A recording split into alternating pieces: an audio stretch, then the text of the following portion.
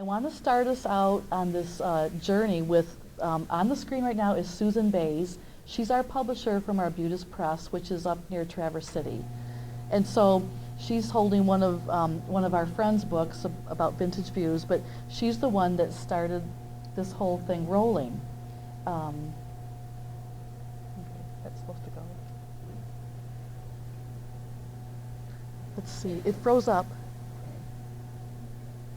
One moment, please. You might have gone to sleep. Might have gone to sleep. Yeah.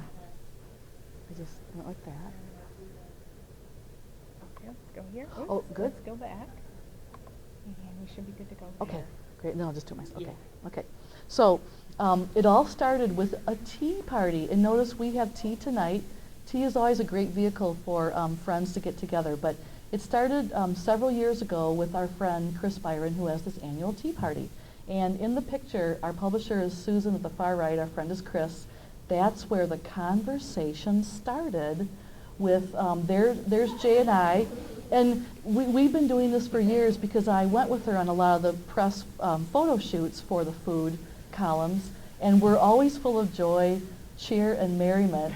And this is even before we knew we were going to do a book together. We're just having fun at this tea party. It was going to be an article for the press, the Grand Rapids Press. But we're always having fun. And then we've teamed up, that's some of us with our tea. And there's Jay and her two daughters enjoying tea. But the conversation started then when Susan had this idea of Jay to write the book that she always wanted to read about Michigan. And so I was lucky enough to come on board and was invited to photograph, and we both live in the Grand Rapids area. So buckle up, here comes the ride. And there's all of us just enjoying the tea party. Here we're going to start at Dillingham's asparagus, and Jay, why don't you say a few things about, before though, I just want to mention, I did take 8,000 pictures. I know, but it's because it's digital. I edited to about 4,000 and then brought in about, the book holds about 250.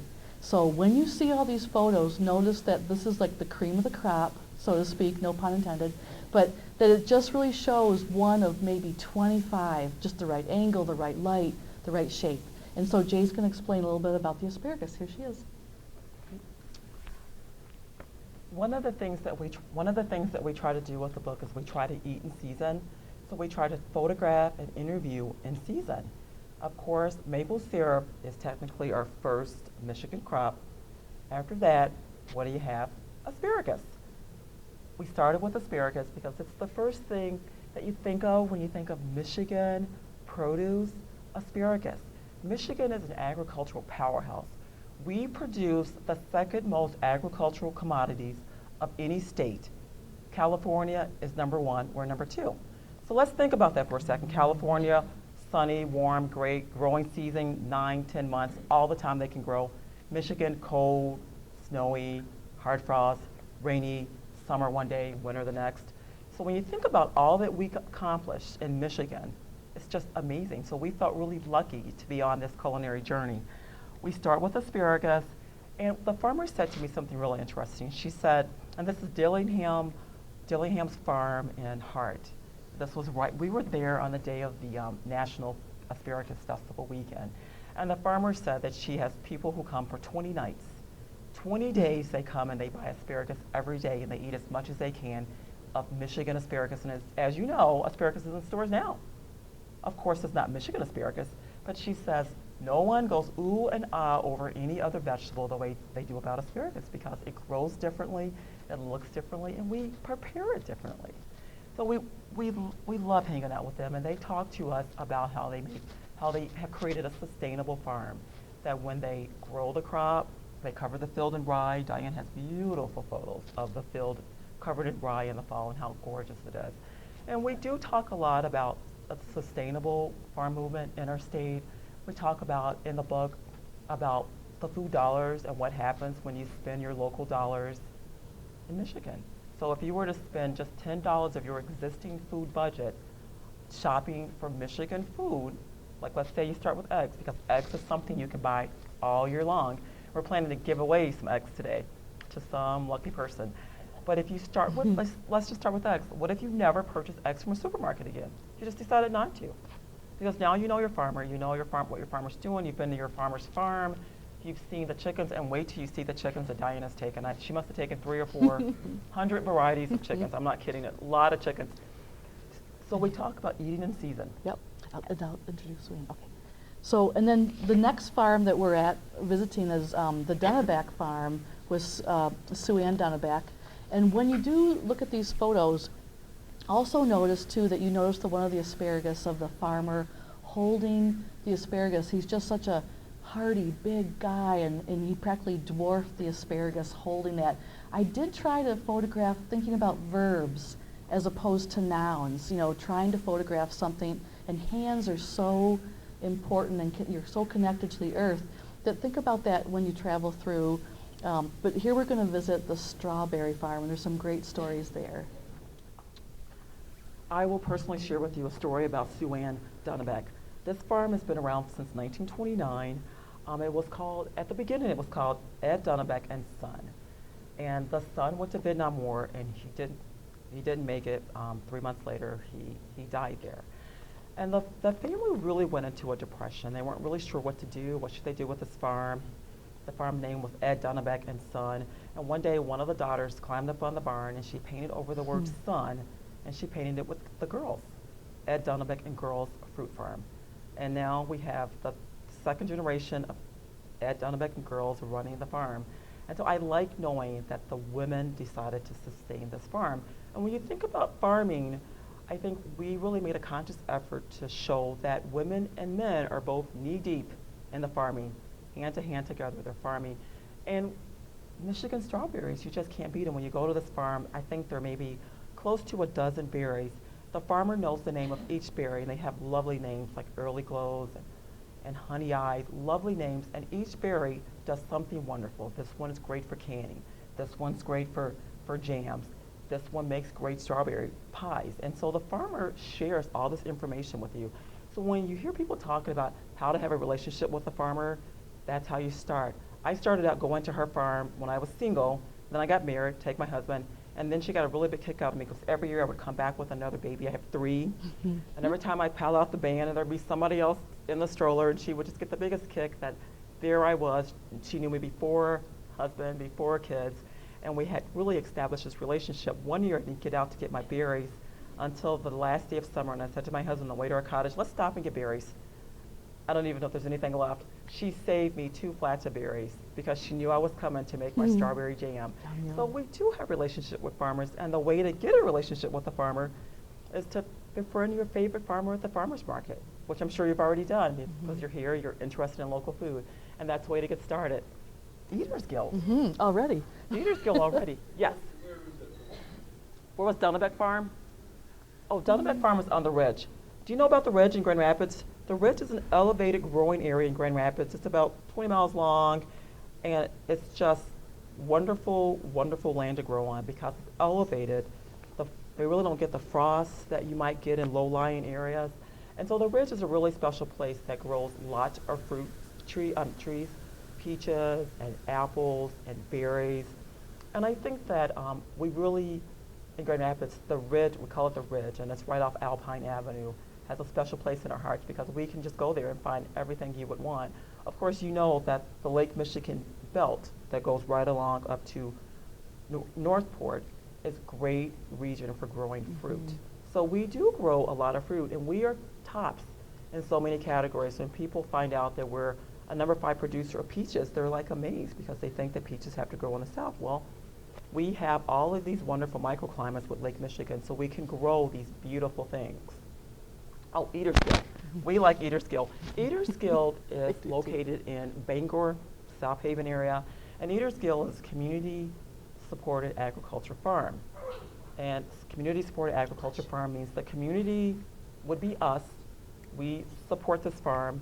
The agriculture is the farm, and community-supported means our dollars support the farm. So what you do when you belong to a community-supported farm, you pay the farmer up front for fruits and produce, vegetables that he will then give you during the harvest season. And Diane joined a CSA last year. She joined Trillium Haven, And during that, so she paid the farmer up front, which helps the farmer get going because it's very expensive to buy a farm and then to buy all the equipment you need and then to buy all the seed and to manage it. I mean, it's such a gamble with Mother Nature. So one of the ways that younger farmers get started is they start as CSA. And during that growing season, Diane would get a box of wonderful things. Yep. Actually, what you do get a lot is kale. If anybody has joined, and a lot of us have. I bought one share, and that was about $250. But actually that was half a share. I joined with a friend that I worked with at the Art Museum in Grand Rapids. So we would meet once a week on Tuesdays, and there would just be a lineup at the farmer's market. Is anyone here a member of a CSA? Okay, and the rest of you not yet, right? It's something to think about. You really do spend that much on food, and it's vegetables, it's seasonal, and it's so fun to eat seasonal. Usually when I go buy vegetables, okay, let's face it, you buy your favorites all the time. One of my favorites is broccoli and the green beans. But what you do get is seasonal produce. So you do learn about new foods and then how to cook them. It's just wonderful to explore that, and there's all different ways to make it. For instance, when you saw this at Eaters Guild, they're a CSA, they had all their fields. It was just field upon field, and Jay and I traveled most of the time together, although every now and then we went alone. But when we did get there, most people just let us roam. Jay would talk to the farm owner. I might trail behind taking pictures. And we really had wonderful conversations with everybody, and they were so nice because they love what they do. Yeah, it's just amazing. Well, I love this photo. This is one of my favorite photos of the tractor and the blue, and it's so beautiful. But I do think that once you've established a relationship with your farmer, the next step is joining a CSA, because then you cook with more variety and you do eat in season. And I think that sometimes the seasons are fuzzy for us because you can get strawberries all the time, asparagus all the time. You can basically get whatever you want all the time. And so eating in season, we have to really think about it now, because when you go to the stores, there's just plenty there. I know, a mom, right? Just so goodbye, Eaters Guild. This is Piggott and Girls Farm. This is in Benton Harbor. This was a really fun place for us to go because we had interviewed George McManus from the McManus Cherry family up in Traverse City, married a Piggott girl. So he helps run her dad's farm. So it was really kind of fun to interview the McManuses in Traverse City and then come down to Benton Harbor and see what they're doing there. One of the things that they do is they have a farm stand, and it started out as just a wagon on the road in like the 1940s. Now they've got an open air market, and about 50% of what you see at their farm, they actually grow themselves. The rest of it they get within a 10-mile radius of the farm. So that's very important for them to eat locally. They get a lot of traffic from Chicago, people who are traveling to their cottages. They love this farm. They have lots of questions that they ask, and that's where it really all starts, asking questions to the farmer, because you will see produce and fruits and vegetables that maybe you don't see all the time. I wear those wellies so much, my polka dot black wellies, that I ripped a hole in them. And now we're up at Traverse City, and this is the McManus Orchards. And this was kind of a sweet story. Lee Way married into the McManus family, and she grew up in the Philippines, and she had never stepped foot on a farm until she married into this Michigan farm family. And the next thing you know, she decided to open up their old farm store because she knew that people wanted to have a relationship with the farmer. People started she was pregnant with her son, and people would make clothes and bring her gifts. And they really wanted to know what happens when spring comes too soon and you get a hard frost. What happens to the cherries? And unfortunately, this was a year where spring came too soon, especially in northwest Michigan. And so many farmers lost the majority of their tart cherries this year. And that's just the fact. So when you think about, so when you know your farmer, you know these stories, and you understand how hard it is to make a living at this. Well, that's two of the brothers. There used to be 5 McManus brothers, and now there's 4, and they farm about 900 acres of cherries up there in Traverse City, from Traverse City to Leelanau. And that photo that you see now, Diane won an art award with that photo. About 3 weeks ago. About 3 weeks ago. Isn't it beautiful? I just think it's just stunning. And it's cherry trees. It's cherry trees. It's in the fall. Salt of the Earth. Now, Salt of the Earth is in Fenville. Have you been to Salt of the Earth? Yes. Yeah. So you know how wonderful it is. Great.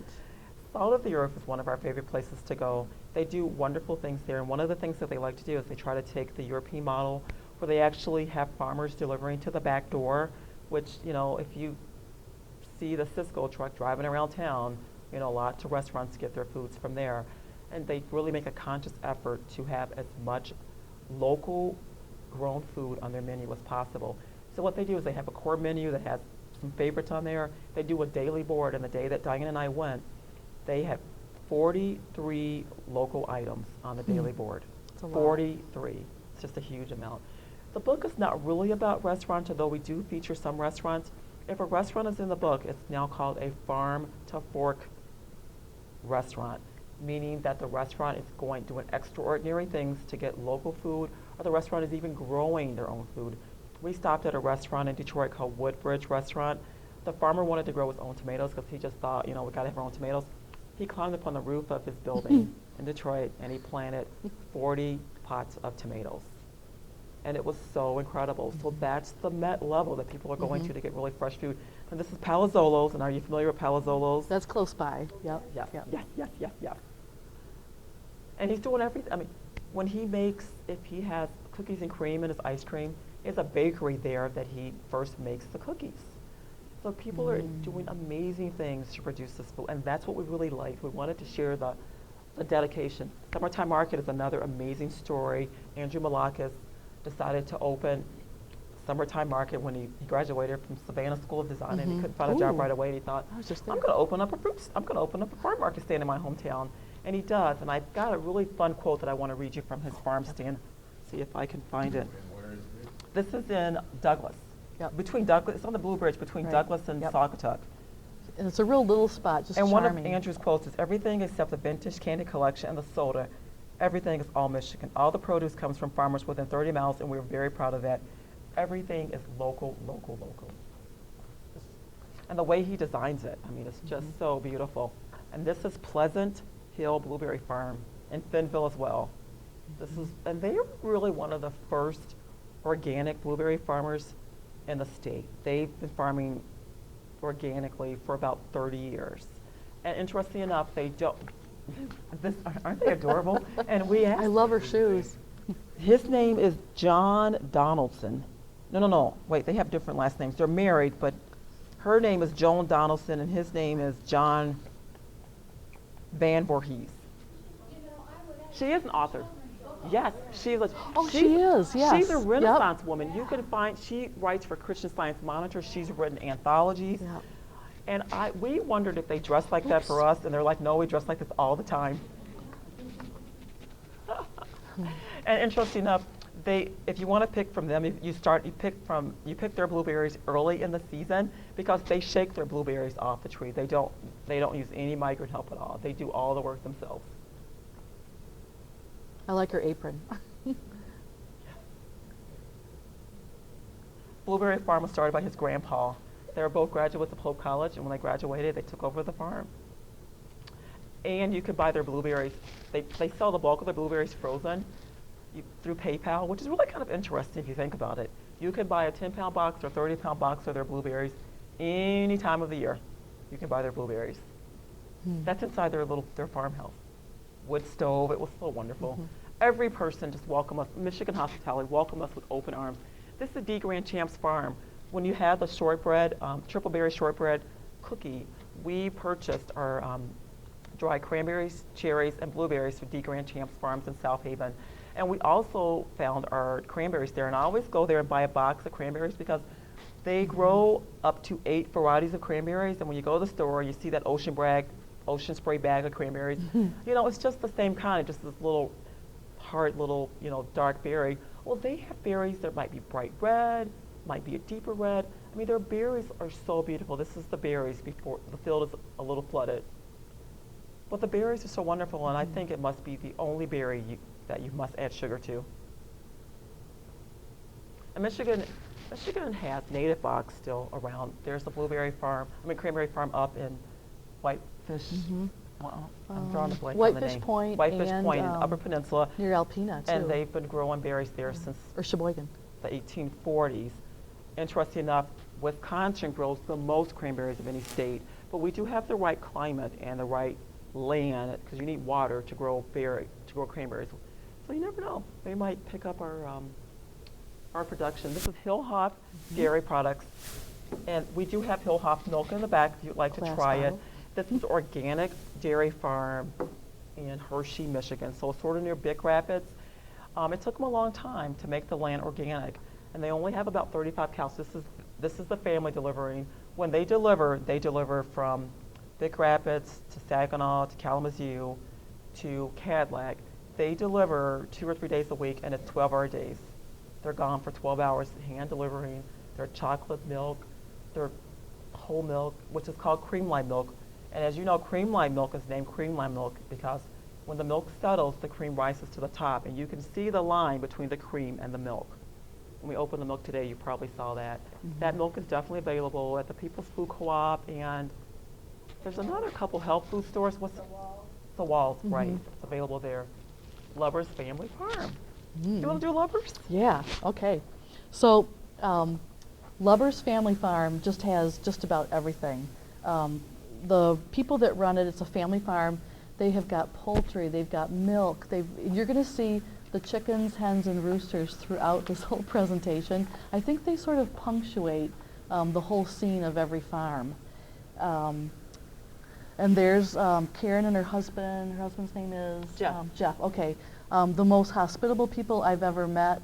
They even invited me to come out and do photo shoots whenever I wanted, but only me, no other photographer. So I hope to do that someday. But everybody that we met throughout all our travels were just the loveliest people, the happiest people, the hardest working, and I must admit at the end of the day, probably the most tired. You know, their whole life is the farm. And here they've got the raw milk, and here's our friends, the cows, slurping it up. But they're just happy. I mean, it was so comfortable everywhere we went here, and they're adorable. That's Jessie, their daughter. Jerseys. Jerseys, yeah. Jerseys. So you can see the machines, and of course the cheese that's out there. This was actually done for a poster and some commercial work they had done, but we carefully took the rounds of cheese and placed them with gloves on, with plastic under them, and what they were trying to show was that rosy look that you see in a round of cheese when it's ready to be shown. And then of course you come out and the cows just come over and visit you whenever you come to see them. So this was just kind of fun. And then we did a fun shoot inside the barn. We had to climb up carefully these rickety stairs just to get there. It probably took an hour to snap that for 1 minute, you know, but it was worth it. It's just beautiful. And here's the cheesemaker's house where they store the cheese and they age it. And they've got little guides right there that you could see that, I mean, they can't keep track of it all the time. They've got to put their guides down and show the dates. But just look how happy. And that's one of the daughters, Jenna, an employee there that works it. And there they are again, proud with the chickens and happy geese and ducks. And then of course the eggs that are there, somebody asked me, I also hand color photos, and somebody asked me, did you hand color that photo? No, these come from a particular kind of chicken, you know, of hens.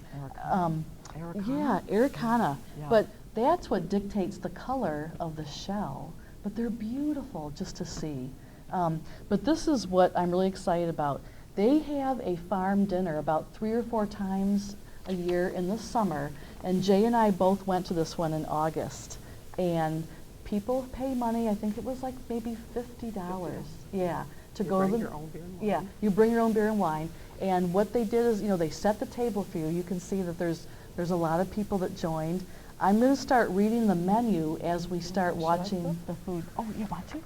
Oh yeah, you go ahead and click. Okay, great. Okay, so most of the people, you know, you might not know them, and you might make some new friends there. So these are some people that we met, and this is, let's see, the first thing they did was celery and mushroom phyllo pouch with a blueberry balsamic reduction from the Groundswell Farm and Irvine Farm. So when they gave out this menu, they told where the farms were, what the food was, It was also very slow. Has anyone here heard of the slow food? Okay, well, it really was slow. And now the soup was melon and cucumber gazpacho topped with a basil mint cream from Kelsey Farms and Groundswell Farm. And it was lovely. We did get to eat at this particular event. And this salad was arugula and mustard greens with beets. Who here loves beets? No, I love them. Roasting them. They're so good. With beets, red onions, cilantro, and goat cheese, tossed in an apple cider honey vinaigrette. That's at the Lubbers Farm, the Dancing Goat Creamery, and the Groundswell Farm. For an appetizer, yes, there's even more food. There was grilled trout over a polenta cake with a tomato ragu, complete with basil leaves on top. From the Harrietta Farms, Jennings Brothers, and Trillium Haven Farm. Oh, and this is another happy camper. They're also pleased to just be part of this. That they work it, they sell it, they grow it. And then for the entree, that was a little raspberry shooter for an intermezzo. Clean your palate. So, and then of course, look how happy we are. I think we actually toasted to everything. That was just one shot though. It was so fun. But so anyway, for the entree, herb-crusted pork tenderloin atop a red pepper cassolette. And this probably went about 3 hours, maybe longer. And then of course for dessert, peach cobbler with ginger ice cream. And then they just list like the farms and where all the products were. It was great. Go ahead. And I think one of the things that when you connect with local food, you all of a sudden find your community. And sometimes, like I'm from Kentucky, my family's not here. My husband's family is in Norton Shores, so we do have family close by. But it really is fun to kind of find your place. And I think the land, the farms, the food really grounds us in Michigan, because Michigan is such an incredible producer of everything. We can grow it. Farmers raise it. I mean, the herds people. Go up north, you see the buffalo farms. Mm-hmm. There's so many wonderful things that we do, and I think that it's sort of that's what the adventure is. Because Diane and I, of course, just went to a fraction of the places that are available to us. A fraction. Michigan is so vast. We sometimes talk about when Diane drove to Copper Harbor, she could have driven to New York City. Mm-hmm. It's that far. Of course, it's that far away. So the land is vast, and so when we traveled around, we had places we wanted to go. In Christmas Cove, Antique Apple Farm was one of the places we wanted to go, but also if we just saw something interesting, we would just stop. Literally just stop. And some people get really frightened when they see a photographer with a big camera and a person with a recorder. Every single farmer, come in, show us around, tell us their story, invite us into their kitchen, serving us food. We felt so incredibly lucky, but we know that we weren't special. This is what Michigan farmers do. They love to share what they've created. But back to Christmas Cove Apple Farm. Have you been up to Northport to this farm? Oh, this farm has been in this family since I think 1867, and they still have some really old trees that they tried to talk me into thinking they went back to there. But one of the things about antique apples, and the reason they call them antique apples, is because they're apples of yesteryear. They're apples of long ago. And of course now we have different apples that we like, Honeycrisp, Gala, but Golden Delicious. We have different apples that we like, but some farmers still grow some of the old apples. At Christmas Cove, they grow 240 varieties of apples. 240 varieties of apples. I mean, it's just like a treasury, a library of just apples. This is an example of some of the apples. And one of the interesting things is when you go out to the farm, to the field, to the orchard, with John Kitcherman, and he's like 82 years old. When you go out there, you're just hanging on the back of his flatbed, just bed truck, hoping you don't, fall out. And when you see the apples, he's talking about the apples, and you would think there'd be neat rolls. Like this will be a neat roll of Baldwin's. This will be a neat roll of Ingrid Marie's. They're not neat like that at all. Every single apple in every roll is a different apple. So you might have a Honeycrisp apple here, and a John Goat apple there, and a pumpkin apple here, and you would have all of these apples, and the only person who knows any of this is the 82-year-old farmer. Any of this. And I said, you gotta write this down. You have to figure this out, because when you go through the field, it's just delightful. And he talks about every apple, One of the apples he talked about was Baldwin, which was the second most popular apple for the turn of the century. And people liked it because it was a really good keeping apple. Well, there was a huge disease or something, and most of the Baldwins were wiped out of New York, the state of New York, and so then Baldwin apples lost their favor. Of course, you know that Michigan is the top apple producer. We kind of, share the spot with the top ones, Washington, New York State, and Michigan. There we are. That's my little guy. Sometimes I had to take my little guy out to the field with me to the farms. Diane and her husband and our friends Chris and Tom. So it's just fun. Oh, now we're going to the UP. Let's see. I did go on my own to the UP to travel up there to hit a few places. This is Bob King's place in the UP. He actually has 2 different places. His family runs a lot of them. This is actually one of his markets, the fish market, the King Fish Market. And this is actually in a smaller town, but that's him. He also is just so proud. They spent so much time with us.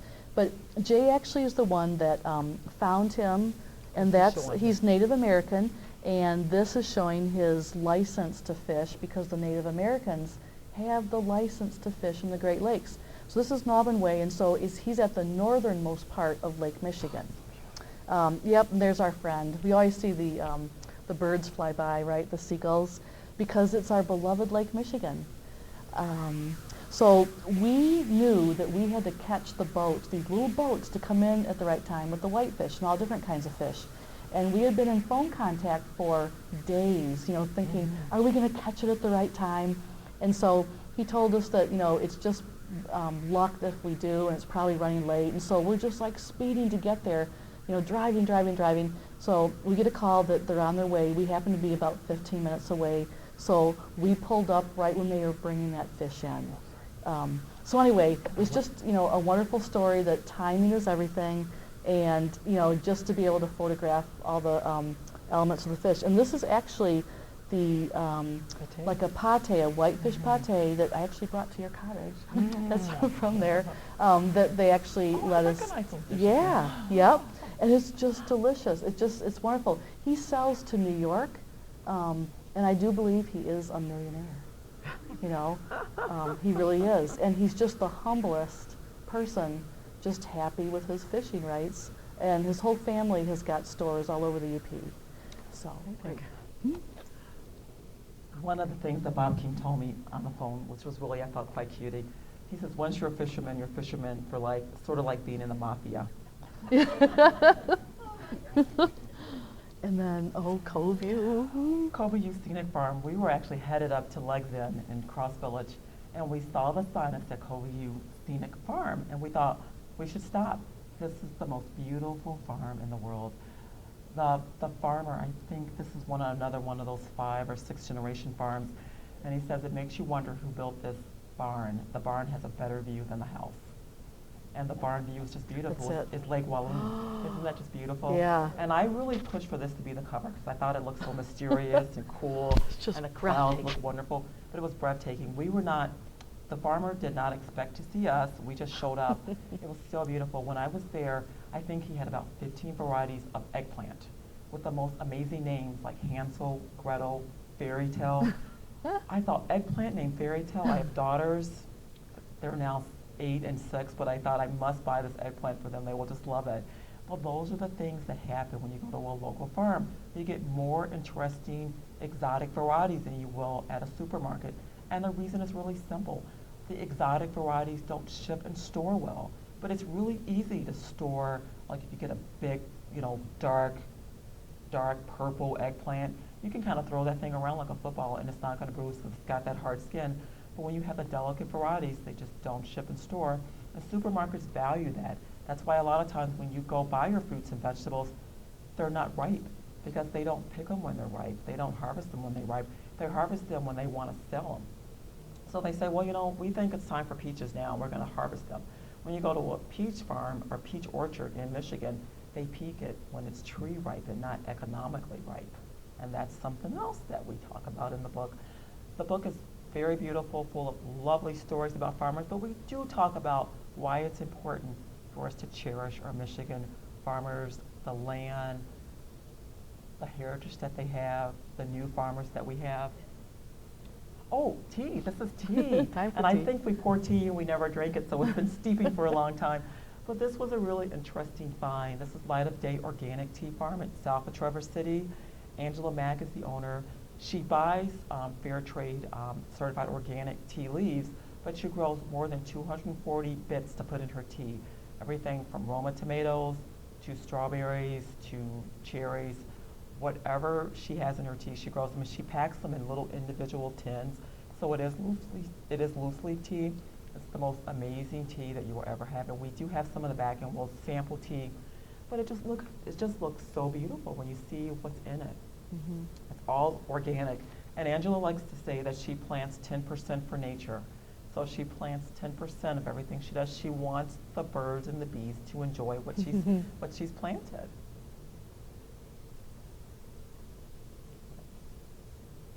She made us, we went to a tea cupping at her farm, and a tea cupping is like a wine tasting where you start with the light ones and you move to the dark ones. And it was just very interesting. We learned so many new things. Eastern Market. Mm-hmm. Eastern Market is the oldest continuously run farmers market, and they call it a public market in the state. It was started in the 1890s. Who's been there? Yeah, You've been to Eastern it's Market. beautiful. Isn't it a wonderful jumble crush of people, products? They have 4 or 5 sheds. Eastern Market is, I look through the book. Yeah. I know I've got more on Eastern Market, but Eastern Market has a large footprint. Not sure Let's what see that's if I on can there. find it. So Eastern Market is the centerpiece of a 40-block district that delivers fresh fruit, vegetables, milk, cheese, meats to Detroit. And some people call Detroit a bit of a food wasteland because there are no supermarkets in Detroit. There are just none in the city proper. So if you do want fresh fruits and vegetables, either you are growing it in your backyard, which many people do, or you go to Eastern Market, or you go to the suburbs to go to a grocery store. Because you're not going to get much healthy at a party store. And I think one of the things about Eastern Market is that now they open during the warm months. They're opening on Wednesday nights or Tuesday nights because people really love going there. Some people would never miss it. And we met some amazing farmers. We met some Hmong Thai farmers. They are from Thailand, from the mountains, and they grow all of the food that you would find at a Thai market or you would find in Thailand. So they're growing long beans and bitter milling, Thai basil, all of these beautiful things that I have never seen growing fresh. They come all the way from, where are they from? K-Pac near Port Huron? I think so, yeah, on And that side of the state. 7 kids in the family, and all the kids work on the farm, and this is what, and people were just in love with it. Where do you see this at a farmer's market? It was so exciting. I know. All these different varieties of bok choy and long beans. Are those long beans? I think they are, and this, yeah, they are. And then that bitter melon Different. behind it, and The green onions. so many things. He was a lot of fun too. And Zingerman's. Ooh, now we're at Zingerman's. Who's been there? Zingerman's. Yeah. And one of the things we wanted to do with the book is we wanted to go to small to large. And when we go to Zingerman's, oh my gosh, the experience was just so spectacular, so amazing, that we almost couldn't get away from them because they kept showing us more places. We were expected to go all their properties, and do they have 8 businesses? We were at the cake place and the candy factory and the bakery, and then the bakery out near the airport and the coffee roaster, and we were all over the place, and it was just so incredible. But one of the things that Zingerman says, and I think that we can kind of say this about all of our farms, our mantra is full flavored and traditionally made. People know what a loaf of bread is supposed to taste like now. They won't accept anything else. And this is how it should be. We are so much smarter about how we shop for food now. And so, you won't accept that supermarket tomato that's just mushy and melly and just not really good enough to eat. Now we know what really good food is supposed to take like, so we seek it out. And Zingerman's really value that, and they know their customers value that. And they say that they've had so many chances for people want Zingerman's all over the country, all over the world, and they say we are bound to Ann Arbor because we know the farm, we know the cows that produce the milk that goes to our creamery. And the creamery is another quick thing I should probably mention super fast. Michigan just started about a year and a half ago, the Michigan Cheese Cooperative. Have you heard of that? And the Michigan Cheese Cooperative has 11 cheesemakers in it, from Zingerman's to Leelanau Cheese, you know, Leelanau Cheese at Black Star Farms, to Dancing Go Creamery, which is probably the smallest micro creamery in the state. And they formed this cheese cooperative so you would know where to find local cheese in your neighborhood. And we have all of the cheesemakers in our book. We have the website if you want to check it out. And I think that's what's so interesting is that all of the producers in our state, whether they're big like Zingerman's or they're teeny tiny small, are all in this together and they support each other. And I think that was really fun. And this gets us to Detroit. Detroit is deciding to farm its open tracts of land. And people are deciding that they're just going to start a farm. And this guy is Greg Riller. They call him Brother Nature. And he just decided to take over the empty lots near his house. He went to the city to figure out if he could buy them. And the city doesn't know who owns them, so he just decided to just farm them. So he started the first community-supported agriculture farm in Detroit. He sells his produce at Eastern Market. And we went there, and his cell phone was out, and he knew we were kind of coming. And he doesn't have, we really were trying to contact him basically on Facebook. And we just thought, we're here, we're in town, we're just going to show up and throw ourselves on his mercy. And there we were. The next thing you know, he calls that pest control. The next thing you know, there we were enjoying his farm. And you could see the stop signs, you could see the roads. And there is a big movement to have urban farming. And not just Detroit, but we have it in Grand Rapids. You might find it in Ann Arbor. I'm sure you have it here, where people decide to just farm an empty lot. And maybe they put 2 or 3 lots together, or maybe it's just in their backyard, but people are growing their food because that really puts you in charge of what your family decides to eat for dinner that night. He has a CSA, and that's some of the things that you will find in the CSA box. We ate wonderful foods with him. It just, it's all organic. And when you grow in cities, you have to grow in raised beds because the land could be contaminated.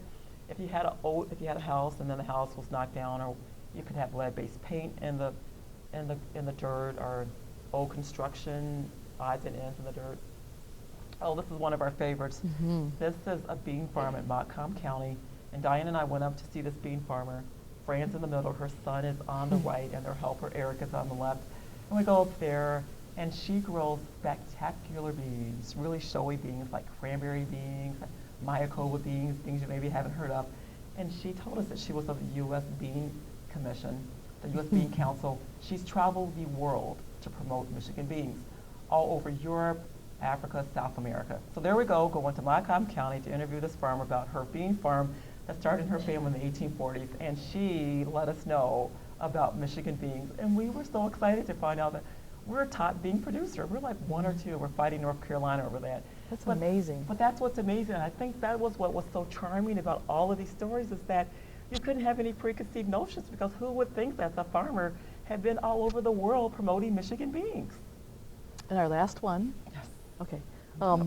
The last one, and maybe one of our favorites too, is the Crane Dance Farm in Middleville. Has anyone ever been there? Oh, you might go sometime. These 2 women, their names are Jill Johnson and Mary Wills. I don't know how many acres they have, but it's incredible. I mean, we couldn't even walk the acreage. But they have got the turkeys, the poultry, the pastures. And there's our friend again. Everyone has, a hen, a rooster, a chicken. It just punctuates. And I'm not really quite sure. Does anybody know that some kind of a... Guinea hens. Yep. They're beautiful. And they just had, their little litter. But Turkeys. we walked around and we had to wear the boots. Jay had her own pair, and Mary actually loaned me her daughter's pair. It gets pretty muddy. Anyway, so the turkeys, well, it's quiet now, but if you were there, it was so loud you'd have to plug your ears. I mean, it was incredible. Gobble, gobble, gobble, and then more gobble. But they were a friendly group and kind of humorous too. And there's Mary just picking up some of them. And anyway, we crossed the fence and we wandered about into the pasture. And I must admit, I was afraid. I was afraid to go in there. I didn't know if they would charge me, if they would bite or nibble. But no, they're so cute. They just came slowly towards me, these little piglets, and they were just adorable. But of course, as a photographer, I would get down on my knees and, okay, take some more shots. But then we wandered out, just beautiful pasture land. And they named every single animal. Amazing, with heart and soul, they ran this farm. And you can see they're moving freely in their area, hanging out. I think that was one of her favorites. And of course, there was some fenced-in areas where we met the bulls. And then they're having a riot. They're moving around. My favorite chicken photo. Yeah. Is that a Polish chicken? Yes, it's a Polish puff chicken. Yeah. It's great. Have you ever seen one? They're just funny. And then the lambs, and it was just so peaceful. The little chicks, that was loud too. And then there's Jay talking with Mary, and that's her son Nico that rode on her back, and he went and pet the little cow. It was just really a wonderful day to spend with them, and I often do buy meat, and I think so does Jay, at the farmer's market. So the next thing we're going to see is, this is actually, the 3 of them, I did 4, they're up here. Has anyone heard of Art Prize in Grand Rapids? Well, I've entered 3 years, and last year I was in the top 25 from day one. Unbelievable. Thank you. And so this is one of the pieces, and this is from the field. And most of these pictures are in the book. And then the next one is from the orchard. So you can just see, it's just a nice collage of apples, peaches, etc., pears. And then this is from the dairy barn and the pasture. And the next one is from the water. And so that's about it. The very next slide is the cover of the book. It will be out, unfortunately, in 2.5 weeks. We don't have it. But I am selling, I know, we wish to, it was delayed. It's still on the boat from China, just a long, slow boat. I do have a few note cards if anybody's interested in buying packs. And there's a few On the Towns left. I had the cover of On the Town. So we're about done, and we invite you to please taste some more food. If you're ever in Grand Rapids, and you know of one of our presentations, please stop by. If you go to our website, tastingandtouringmichigan.com, you'll also find our schedule. And if you are on Facebook, please like us on Facebook. We've got a good fan page going, and you'll also find out when we're appearing next. And I wanted to end go with ahead. this. Yep. I wanted to actually read something from the book, to sort of send you on your way, because I know now you've decided to eat locally. You will start with one item at a time, and someone today starts with a dozen eggs. Oh, right. And someone starts with tomatoes, the first tomatoes of the season, and someone else starts with Mendo chocolate, which is another great story. We can't tell you all the stories. It's another great story. Well, the chocolate maker Barbara Wilson is married to an Ecuadorian, and they go down there and they literally bring the chocolate back because it's part of their land. But I wanted to leave you with this quote, and this is a 2008 study by Kent County by the Civic Economics, which was commissioned by Local First.